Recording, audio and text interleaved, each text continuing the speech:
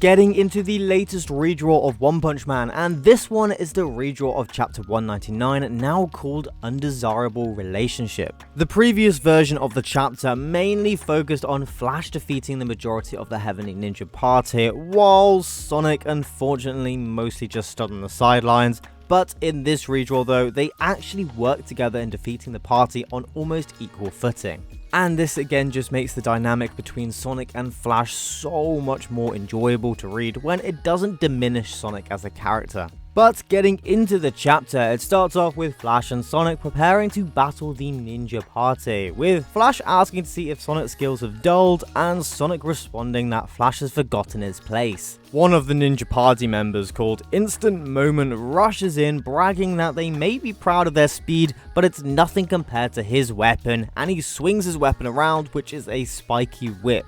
He cracks the whip, sending it directly towards Flash and Sonic, and as it breaks the sound barrier, another flash of light appears. An Instant Moment is momentarily confused about the second sonic boom, but it's revealed that his head is no longer connected to his body, which was sliced off by Sonic, who is also going faster than the speed of sound. Very fitting for his name, but it's also very fitting for Instant Moment's name, as he was killed in an instant of a moment. He falls to the floor and Sonic rushes off to fight more ninja party members, but Flash isn't going to stand idly by, and using his flowing shadow feet, he instantly creates an even greater supersonic shockwave. In a whip of light, this attack immediately slices into 4 of the Heavenly Ninjas, killing off Multicolored Rainbow, Empyrean Sky, and 2 random others that don't seem to be named, although they could either be insanely mad since he doesn't appear later. Ballistic Bullet thinks to himself that Flash's after images resemble that of a snake, and Sonic wonders if he's trying to assert dominance.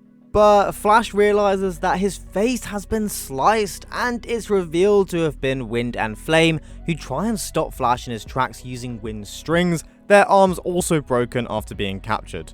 The ninja party isn't going easy on them though, and kick both Wind and Flame towards Flash in order for them to act like fodder, and they both land on Flash, with several more Heavenly Ninjas getting ready to strike them all down at once. Flash, however, isn't out yet and grabs Wind's leg, pulling him up and swinging his entire body around like a windmill, smacking into the attacking ninjas. And Wind still had his strings out though, and it cleanly slices Destructive Devastation into small pieces. Flash mocks him for having zero coordination, and Sonic joins in too, remarking on the poor education of the village, while we see a flashback panel where the ninjas are told not to think of each other as comrades, which leads them to not recognize basic teamwork, and this will eventually be their downfall in this fight. Sonic wonders why Flash doesn't just finish off Wind and Flame, who drop to the floor tangled up in their own strings. And Flash explains that since they're monsters, they could be valuable samples for undoing monsterization that he saw in the Hero Association headquarters. But suddenly Brawny Muscle goes to strike them, slamming his fist into the ground,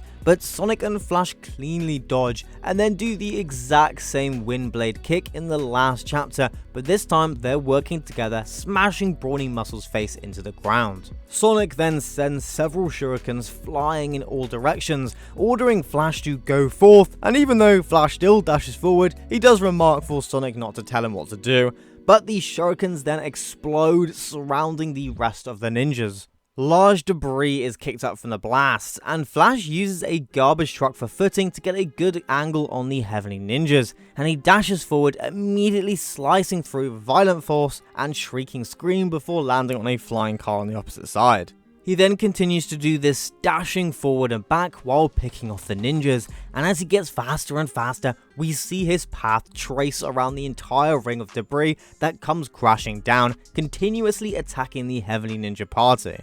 Ballistic Bullet then orders the ninjas that are left to stand back to back and state that Flash and Sonic must have been doing some kind of coordination training that they are obviously unfamiliar with. But the ground in the middle of their huddle seems to move, and suddenly out comes Sonic, who cleanly slices off the rest of the ninjas' heads, including Ballistic Bullet, Rumbling Thunder, Chaotic Mayhem, Murky Darkness, and finally Melodic Tune. Meaning that most, if not all, of the Heavenly Ninja party have been either killed or incapacitated in some way. And as the battle ends, Sonic and Flash stand before each other again, with the bodies of the ninjas littered in the dump. Flash says that he was sure that Sonic had succumbed to Empty Void and was in despair.